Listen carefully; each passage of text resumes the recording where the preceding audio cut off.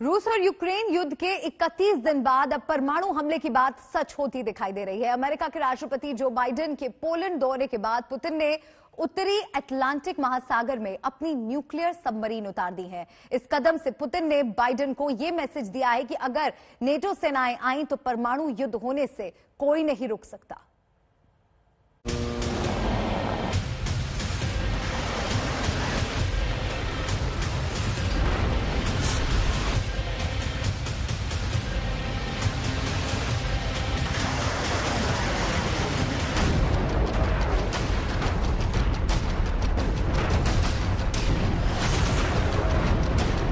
रूस यूक्रेन युद्ध में आखिरकार पुतिन ने परमाणु हथियारों की एक झलक दिखा दी।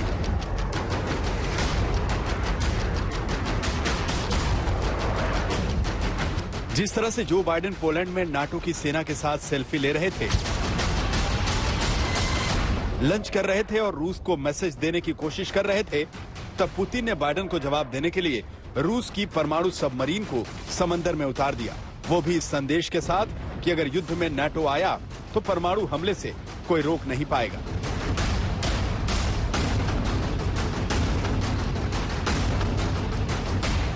पुतिन के आदेश पर रूस की परमाणु सबमरीन उत्तरी अटलांटिक सागर में चक्कर काट रही है। उससे यह तय हो गया है कि जो बाइडेन का एक फैसला पुतिन को परमाणु हमले का मौका दे देगा।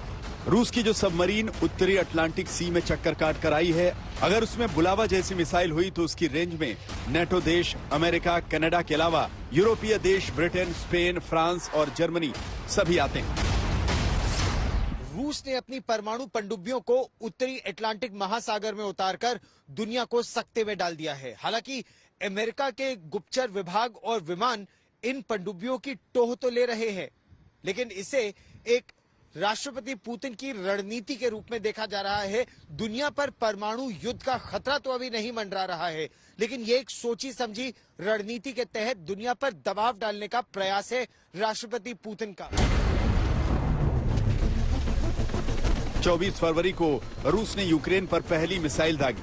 तब इस बात का अंदाजा नहीं था कि युद्ध इतना लंबा चलेगा, लेकिन अब 31 दिन बाद बात परमाणु युद्ध की आहट की सुनाई दे रही है। और इसकी एक बड़ी वजह है अमेरिका के राष्ट्रपति जो बाइडेन की पोलैंड यात्रा। जो बाइडेन दुनिया भर के सभी ताकतवर देशों के साथ यूक्रेन के पड़ोस में 3-3 बैठकें कर चुके हैं और रूस के धुर विरोधी अमेरिका के राष्ट्रपति जो बाइडेन खुद यूक्रेन सीमा के दूसरी तरफ पोलैंड में मौजूद है और नेटो देश रूस को बार बार परमाणु हथियारों को लेकर चेतावनी दे रहे हैं।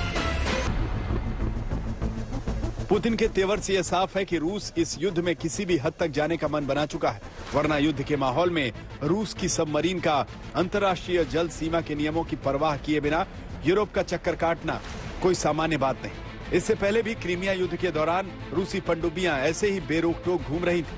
ऐसे में यह सवाल उठता है कि क्या रूस वाकई परमाणु हमले का मन बना रहा है या वो इस कदम से नेटो को धमकाने की कोशिश में है। ये एक्शन रिएक्शन है, ये क्रिया और प्रतिक्रिया की बात है। रूस ये धमकियां दे रहा है कि परमाणु हथियार इस्तेमाल करेगा। साथ ही साथ जो कल नेटो की मीटिंग हुई है परसों, उसमें इन्होंने तय किया है कि हमारा जो पोस्चर है, जो अब तक डिफेंस पोस्चर था, वो अभी डिफेंसिव पोस्चर हो जाएगा। वो अभी अपने जो हथियारों की, सैनिकों की संख्या बेलारूस के और यूक्रेन के बॉर्डर पर बढ़ा रहे हैं। तो दोनों तरफ से, एक तरफ से रिएक्शन होता है, एक्शन होता है, दूसरी तरफ से रिएक्शन होता है। ये स्वाभाविक है और ये एक्शन रिएक्शन की प्रतिक्रिया अब बहुत तेज हो गई है। तो कहीं ना कहीं जो ऐसा बोल रहे हैं कि तीसरे विश्व युद्ध का खतरा वो अब थोड़ा ज्यादा बढ़ गया है कि एक थोड़ी सी चूक हुई, कहीं से गलती से भी अगर कोई वेपन इधर उधर फायर कर जाता है या कहीं गलत इलाके में गिर जाता है तो ये युद्ध जो है किसी भी वक्त विश्व युद्ध में बदल सकता है। 2014 के क्रीमिया युद्ध के दौरान भले ही रूस ने अपनी परमाणु पनडुब्बियों को नॉर्थ अटलांटिक में घुमाया था, लेकिन इस बार परिस्थिति कुछ अलग है, क्योंकि रूस सीधी टक्कर लेने के इरादे से युद्ध में उतरा है। रूस पहले ही कह चुका है कि अपने अस्तित्व की रक्षा के लिए परमाणु हमला किया जा सकता है। रूस की इस बौखलाहट के पीछे की वजह समझिए कि वो बार बार परमाणु हमले की धमकी क्यों दे रहा है। 31 दिन गुजर जाने के बाद भी रूस यूक्रेन की राजधानी कीव पर अब तक कब्जा नहीं कर पाया है। अमेरिका के प्रतिबंधों से पिछले 31 दिनों में रूस की अर्थव्यवस्था धड़ाम हो गई है। युद्ध के दौरान रूस के हथियारों को भारी नुकसान पहुंचा है, जिससे रूस का सैन्य बजट गड़बड़ा गया है।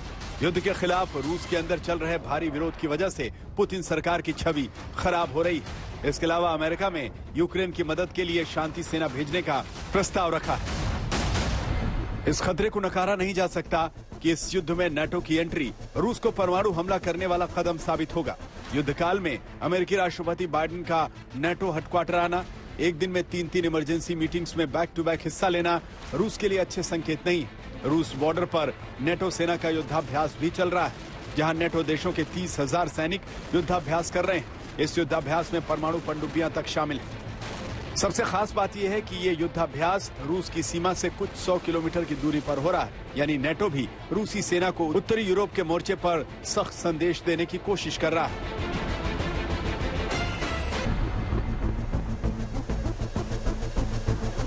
इसमें कोई शक नहीं कि रूस से परमाणु युद्ध करने की स्थिति किसी भी देश की नहीं है। रूस के पास कुछ ऐसे परमाणु हथियार हैं जिनसे टकराने की हिम्मत अमेरिका या किसी भी नाटो देश के पास नहीं। कीव से राजेश पवार और पोलैंड से गौरव सावंत के साथ आज तक ब्यूरो।